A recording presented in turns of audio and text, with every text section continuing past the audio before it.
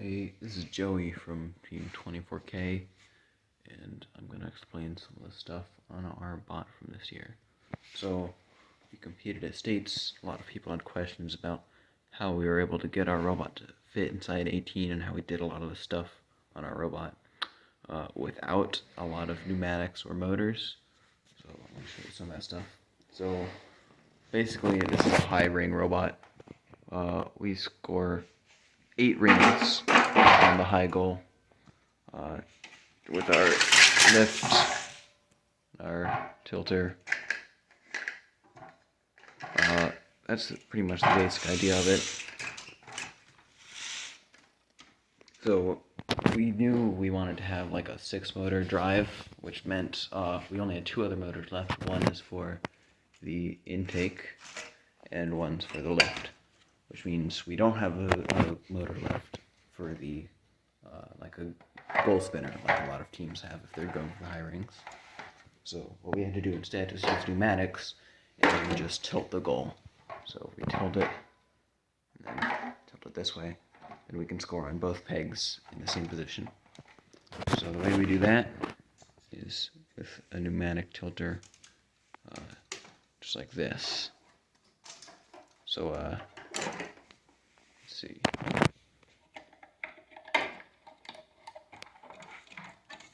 Let me get that out of the way. There we go. This thing tilted. It's got a piston on each side. Right here. It just tilts the goal back and forth pretty nicely. It clamps on it with this little thing. Each of these bars are on a hinge. And this is the first of a few different passive deployments that we have on our bot. So we've got each side hinging, and it is rubber banded just so it wants to stay all the way forward, but we can't have that at the start of the match because then it won't actually clamp on the goal and it won't start in size. So we've got this peg right here. I don't know if you can see there. So this little axle can slide up and down. When it slides down, it releases it just like that. So it's able to stay up just from friction and from the friction of the bar pushing on it. But when this tilts down, you can see the bottom of the bar here has a zip tie on it, which reaches down to right here. You can see that moving when it tilts. So this zip tie can only reach so far. When the tilter goes too far forward, then the zip tie will pull the peg down and release it. Just like this. So we can do that on both sides for you real quick.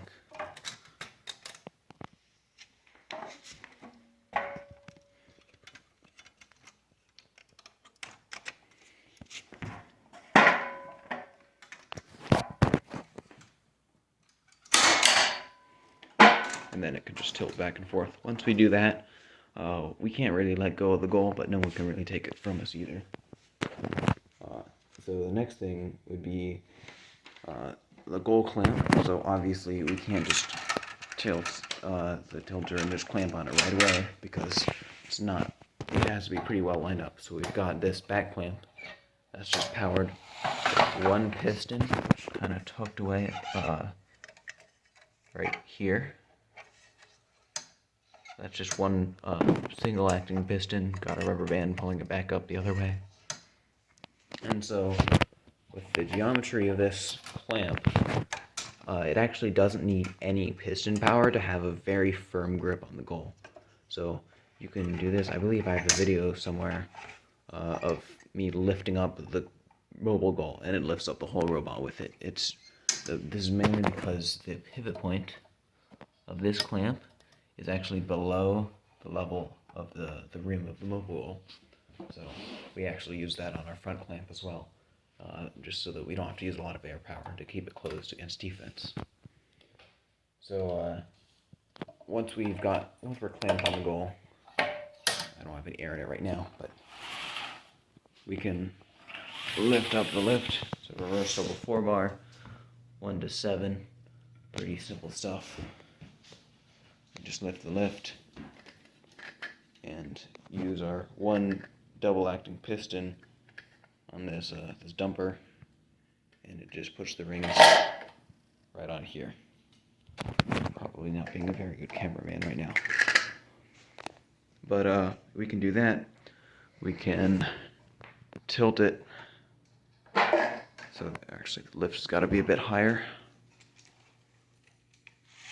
Kind of hard to film this with one person.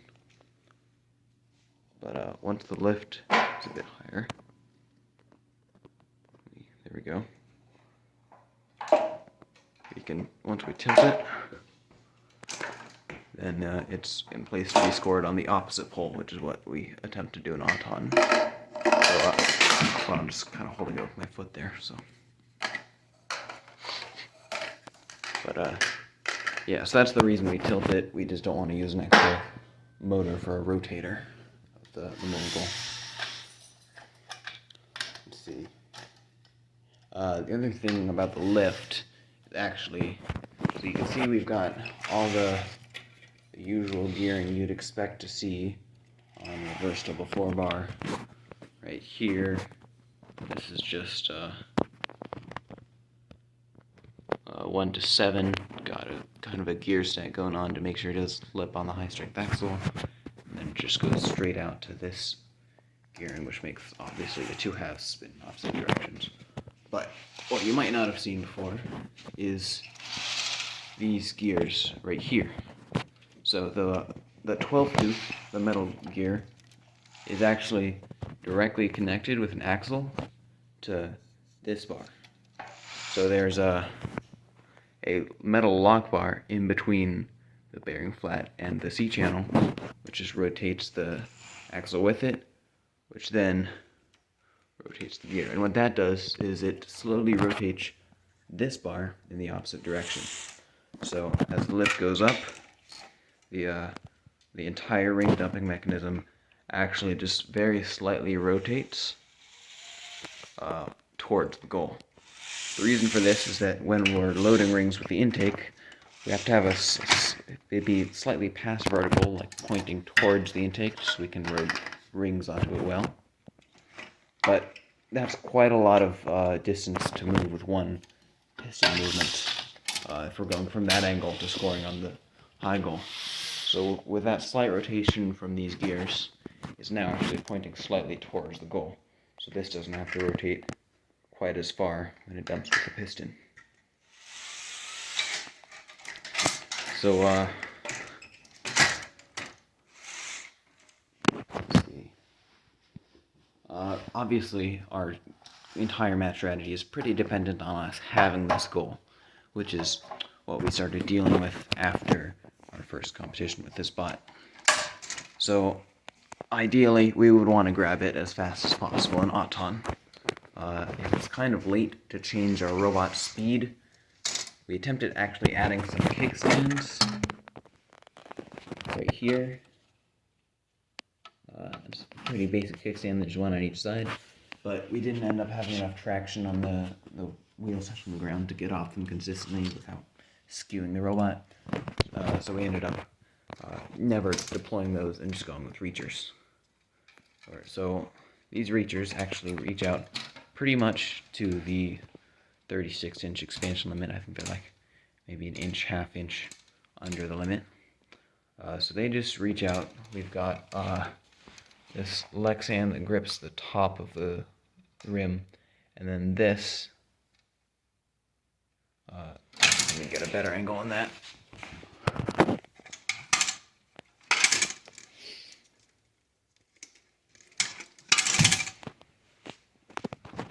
So this right here, this ratchets onto the under lip of the mobile goal. Just like this. So we got one on each side. We actually usually would only grab the goal with one of them. It's like more consistent with long story. But with these reaching way out in front of the bot, there is a significant advantage. I think it's about 10 inches, where we're essentially starting 10 inches closer to the goal. So we just drive into it, and then we can release them because they're ratchets, they can still go forward. So we just pull back, forward and they release. Now, if you've been paying attention, you know that these are right at the 36-inch expansion limit, but this also extends in the other direction, so we can't have both extended at once. So in order to get these back up, we actually didn't have any spare pistons to use for these reachers. So what we have is we have one set of rubber bands just right here. I can put these back on real quick. So yeah, these rubber bands are easily strong enough. They just pull it back all the way. They're not in the way. But to keep them down, we've got this set of rubber bands. There's a lot of them in that little space. They're way stronger, but they're not doing anything right now. They're just on this little ring. So they start out the match with this ring kind of pushed into position here. And the tilter will go back. Here. And now that ring's locked into position. If I move those out of the way, you can see that little standoff is holding them in position. If we go forward, it releases the ring and it pulls the reacher back. So basically, we got them try and go forward at the start of the match, and I'll show you how they deploy in a second. But yeah, they want to go down right now. As soon as the tilter goes forward, the ring releases and they just go straight back up. So that's all without a single extra piston, which is fortunate we were able to do that because we didn't have any other solenoids. So we just had to make more motions out of what we already had. Okay, so the one last thing about the deploy is the way we have it set up. Let me just get this tilter back into position. So it's kind of got an elbow joint right here, so it's within the height limit to start out. And you'll see we've got this thing right here. It's a physical stop, keeps it from going too far back. If it went any farther back, it would get in the way of the lift going up. So that just keeps it from going too far backwards during driver control. But it has to go back farther than that to start the match. Because, as you can see, that's not really going to be within size limits. So we just push that in, move that, and then this can go back farther, and it kind of just, we rest this right here. So this kind of just sits in position. I don't have the ring set up right now, so it won't hold itself in. But if we just actuate this back clamp, it pushes on that just enough so it gets over its lock, and everything just springs down pretty quickly. And then obviously once we grab the goal, we tilt these forward.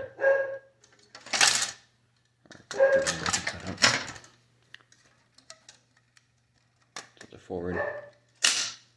It'll clamp on the goal, release the ring, and that goes back up. The last little passive kind of thing we had without using any extra motors or solenoids or cylinders or whatnot was this little aligner. So we got around the problem of scoring on both of the branches on the high goal.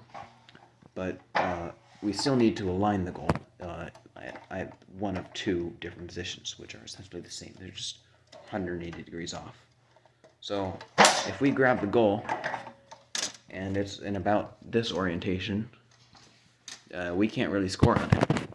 If we go up here, these rings are just going to miss. If I dump it, I won't let the rings go, but they're not going anywhere except onto the floor and maybe inside our robot. So in order to fix this, we have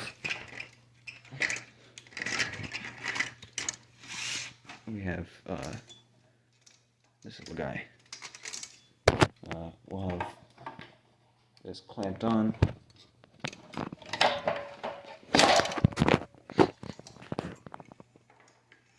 And he'll just start like this. These rubber bands are wrapped around that hinge. They won't really give any force right now. It starts in the back position. It'll clamp, grab this, clamp. Then the lift will go up.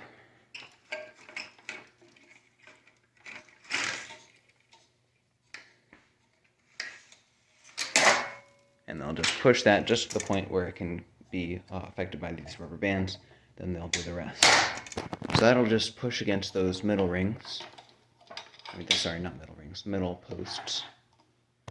And they can just kind of push it in position. If they don't always do it correctly, then we just give the bot a bit of a wiggle, and it goes right into position. So if you've seen our match autonomous video, that's why it's wiggling about so much. It's just gotta align the goal. So yeah, that's pretty much our bot. Recap: we've got the peg that deploys when it goes forward. It's pulled by a zip tie. We've got the rings holding the rubber bands that are held in place by this, and then we've just got this that literally is just pushed by the lift. That's all it is. And yeah, that's about it for our bot. We've just got your basic clamp, same deal. We got the hinge lower than the point of the rim of a goal, and that way, here I'll show you. There, it wants to go up right now because the rubber band's pulling it up. But if I just lift up the lift, even though the rubber band wants to pull it up, there's no air power in it right now. It'll stay closed. No one's going to grab that from us unless we don't match their lift height and they like torque it away from us. But yeah, that's the advantage of having that pivot point lower than the rim of the ball. So good luck at Worlds.